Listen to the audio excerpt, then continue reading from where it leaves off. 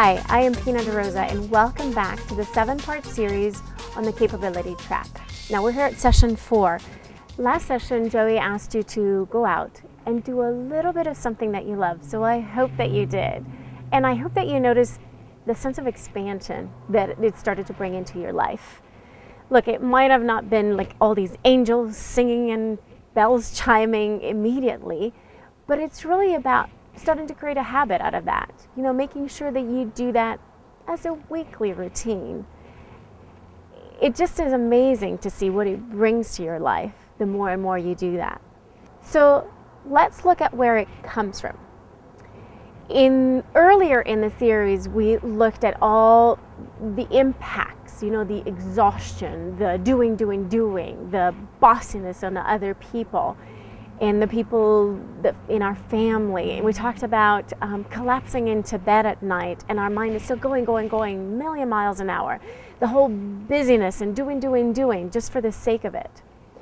So we know the impact it has, but really, where does it come from? Where did it begin?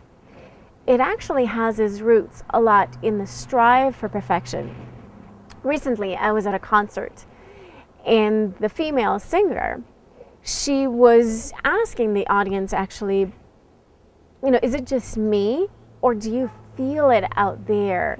This impact of the trap of the perfection where you have to be great at this and great at that and weigh this much and do this much is like, wah! So we girls, we've had a lot of messages as we're growing up, and we definitely go into depth in that in the International Women Leadership Program.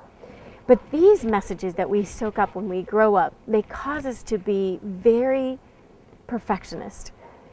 I am sure that every person that's watching this video, at least once in their life, has caught themselves doing something in their lives like so well, striving to do that, or sometimes maybe not even striving to do that because we're not going to get it perfect anyway. So have you ever noticed a cycle like that?